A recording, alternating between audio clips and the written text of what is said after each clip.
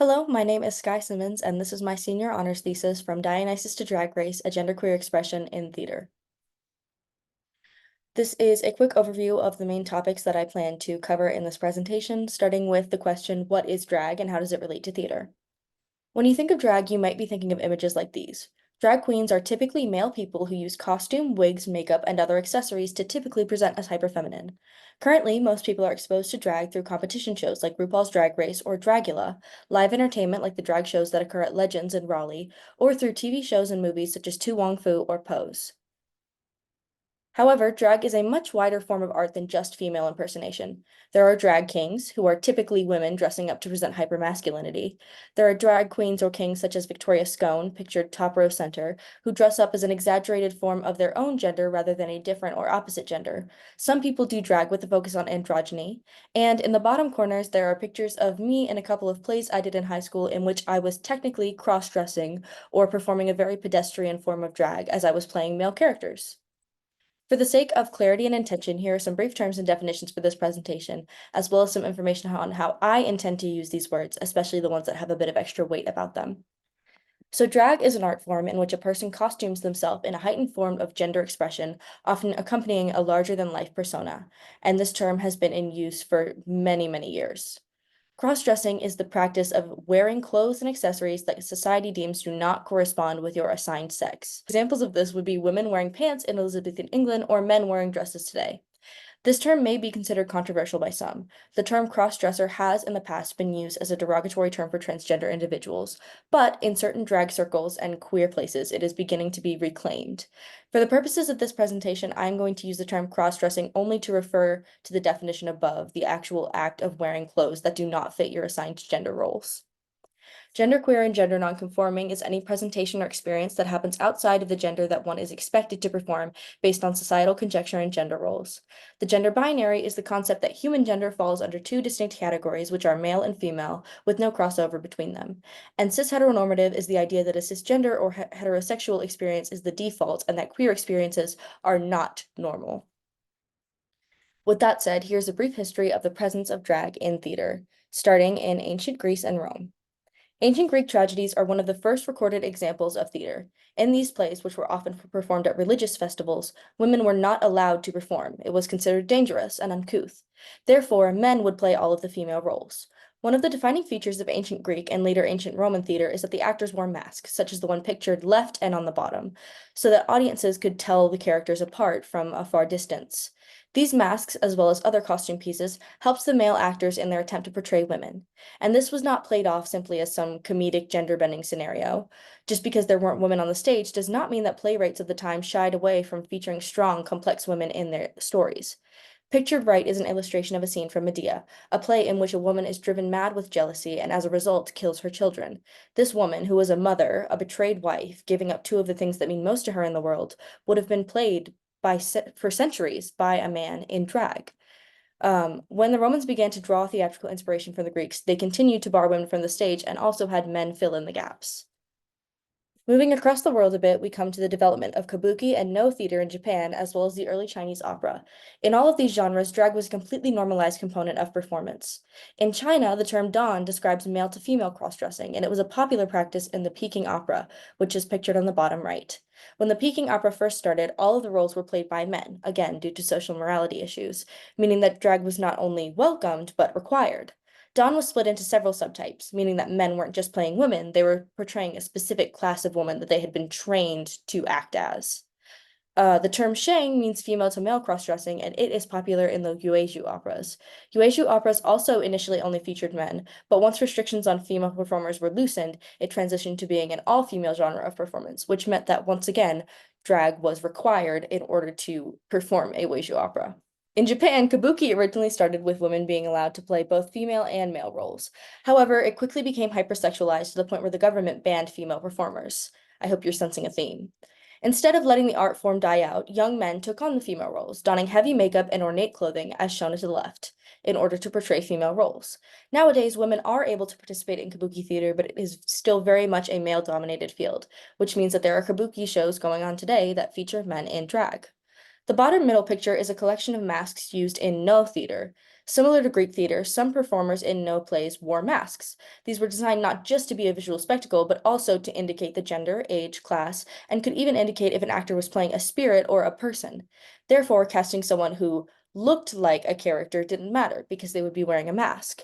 So once again, women were largely barred from performing in no, meaning that men in either the female masks or makeup and traditionally female garments would take on all of the women's roles, including female spirits and demons. By the time Shakespeare and his contemporaries came around in the late 1500s, women were still not allowed to perform on stage. Therefore, female roles were played by young men, or sometimes young boys, depending on the age of the character. That means the first audiences to ever see a production of Romeo and Juliet watched two men, one of whom was in drag, act out the love story of the time in front of their faces. Pictured left is a 2012 production of Twelfth Night in which the character Olivia is played by a man in drag. Speaking of Twelfth Night, Shakespeare also wrote cross-dressing explicitly into his scripts. The play begins with Viola and her twin brother Sebastian getting into a nasty shipwreck. They both survive, but they're separated. Viola washes up on the shores of a land that is unfamiliar to her, and in order to survive, she impersonates a man so that she can get work. Um, which means that even in the modern day, when a woman can be cast as Viola, cross-dressing of some kind is required just to tell the main plot of the story. This is a single example, but explicit cross-dressing occurs in multiple of his other works, including but not limited to As You Like It, The Merchant of Venice, and Cymbeline. Even after Shakespeare's time and the transition into Restoration theater, women were still being played by men. Pictured center is Edward Kynaston, one of the last boy actors, which means a man whose main craft was performing female roles. Before restrictions were loosened and women were finally able to perform publicly. He was highly regarded for his ability to believably portray a woman due to his looks and demeanor while acting. Another form of theater-adjacent art that featured drag was opera. In early Italian opera, there was a class of performers called castrati, who were men that were castrated prior to puberty to prevent the voice from lowering, allowing them to sing female roles well into adulthood. Pictured top left is Farinelli, a famous castrato, and the next picture is Farinelli in drag portraying a woman. In post-Restoration French opera and theater, women were allowed to take the stage, but that doesn't necessarily mean they were playing women. Breeches roles or pants roles, aka a male role that is played by a woman, were very popular, and they accounted for the rise of some of the first truly famous female actresses. Seeing a woman in pants rather than a dress was seen as some by attractive and others as scandalous. And pictured bottom left is Sarah Connolly playing the title role in the opera Circe. Circe was originally written to be performed by a castrato, but it is now often done as a breeches role. Many male Shakespeare characters have been done as breeches roles, and pictured right is Claire Romaine dressed as the principal boy in a pantomime. The principal boy is a common breeches role in European pantos, which is a type of usually Christmas play meant for children, meaning that this is a role that is meant to be done in drag for children. Keep that in mind for later. So now moving on to modern drag. Over the last century, drag has become a staple of popular culture and entertainment. Drag competition shows win Emmys. Many male musicians and actors are unafraid to make bolder fashion statements, and ballroom culture is alive and well. Drag also influences popular culture in more subtle ways. For example, Ursula from the movie The Little Mermaid is based off of a drag queen named Divine. Drag is also popular in theater, especially musicals. The first main category is shows that use drag. Shows like Hairspray and Matilda have roles in them that are female characters typically played by men in drag. Some of these roles do have some controversy surrounding them, as usually these roles are like the undesirable women. However, it is becoming common practice to cast actual drag queens in these roles so that it is more of an artistic expression and less of something that could be considered insulting. Other shows like Rent, which is pictured center, have characters in it who are drag queens, but the overall show is not about drag. There are shows that are about drag, in which the main character or characters are drag queens, and that is a facet of their identity that is central to the development and or the plot. Some examples of shows about drag are La Cage aux Folles, Kinky Boots, and Victor Victoria. Fun fact, there's a theater in Raleigh producing Kinky Boots this summer, if you get a chance to see it. Evidently, the intersection between drag and theater is more explicit and stronger than ever. However, the existence of drag in theater may be facing peril. Recently, there have been some attempts to ban drag in public spaces, especially places where minors may be present. Several state governments, including but not limited to Tennessee, Texas, Idaho, and even North Carolina, have drafted bills limiting when and where drag shows can occur and strictly classifying them as adult entertainment, preventing the existence of drag in public. The headlines pictured are articles from NPR, CNN, and Reuters. This creates a conflict for plays and musicals that contain drag. If a bill banning drag in public spaces were to be passed in North Carolina, it would mean that shows like Hairspray, Rent, or Lacage could not come to a venue like DPAC. Another issue is that these anti-drag bills are often vague. What exactly constitutes drag? In Shakespeare's Twelfth Night, when Viola has to dress up as a man, is that drag? Would that classify as a misdemeanor? What about breeches roles in European opera?